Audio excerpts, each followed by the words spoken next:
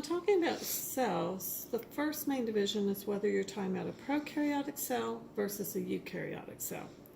And this is just a simple representation of it. A prokaryotic cell typically is very small. It's very simple as compared to the eukaryotic cells. You're talking about things like bacteria and the archaeas. They're the first organisms that were here on Earth. So they're very simple. There is a plasma membrane. There may be also a cell wall around it. There are no membrane-bound organelles. There are ribosomes, but there aren't things such as the mitochondria or the Golgi apparatus. There is no nucleus. There is DNA. The DNA is just basically thrown in the pot. The DNA typically is circular, and so it's just thrown into the cell. It sometimes congregates in an area called the nucleoid region, but it is not a nucleus. There's not a membrane separating it from the rest of the cell. So very small, very simple, but yet they can carry out all the processes that a eukaryotic cell can carry out. So that would be a prokaryotic cell. Now if we move over here, it's a representation of an animal cell where you're going to have a cell membrane. All cells will have a cell membrane or a plasma membrane. Animal cells do not have a cell wall. Now, they do have membrane-bound organelles. They typically are larger than what you would see for a prokaryotic cell that we just mentioned. In the cell, these membrane-bound organelles are going to include things like the nucleus, which is this blue structure here. Things such as the smooth endoplasmic reticulum, which we abbreviate as the smooth ER, and then you have the rough endoplasmic reticulum.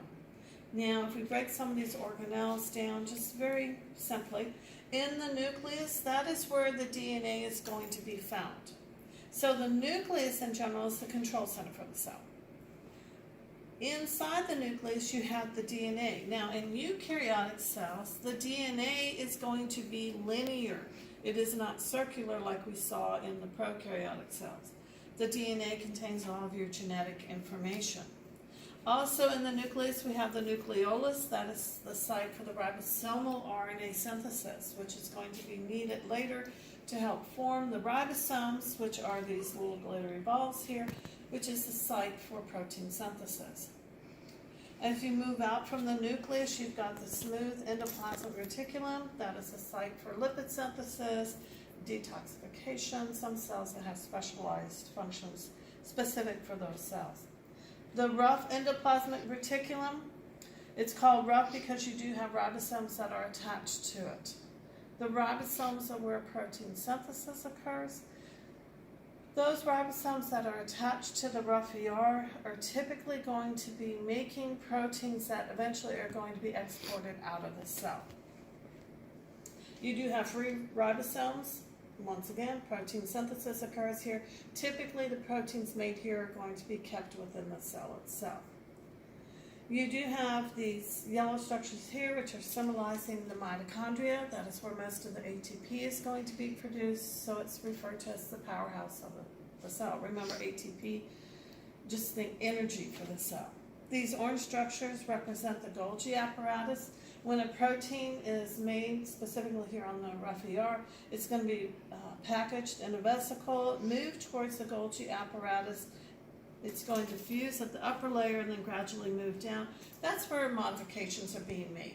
So we refer to it as protein modifications. You might be sticking a sugar on the end or a lipid on the end of it. There are other little vesicles that are present in the cell, and once again, it depends on which particular cell you are talking about as to whether they have these or how many. You can have peroxisomes. They help to break down hydrogen peroxide. Lysosomes, that's the recycling center. They contain very highly digestive enzymes. So they will fuse with other vesicles, as you say, take in food to help break it down. You would have a high number of lysosomes in, say, your white blood cells that are responsible for carrying out phagocytosis. And then the centrioles, the spindle fibers are going to attach to these during cell division, such as in mitosis and meiosis. Now if we move over here, representation of a plant cell, you would also have the cell membrane. Now plants do have a cell wall. It is mostly made up of cellulose and then lignin. And then it also, because it is a eukaryotic cell, has those membrane-bound organelles. You would have the nucleus, once again, the control center for the cell. It would have the DNA, which is linear because it is eukaryotic. You have your nucleolus in there. You have your smooth endoplasmic reticulum and your rough endoplasmic reticulum, same as what we saw in the animal cells. You have your mitochondria, which is producing ATP. You do have your Golgi apparatus. You do have things like peroxisomes and free ribosomes. Now, two main structures that a plant cell has that an animal cell does not have is you will have numerous chloroplasts. This contains the pigment chlorophyll, which is responsible for carrying out photosynthesis, taking that solar energy and converting it to chemical energy. The other thing that plant cells usually have, and this is not made to scale, but would be a central vacuole. It is a large storage vesicle where it can store excess nutrients, such as when it carries out photosynthesis, it's making glucose.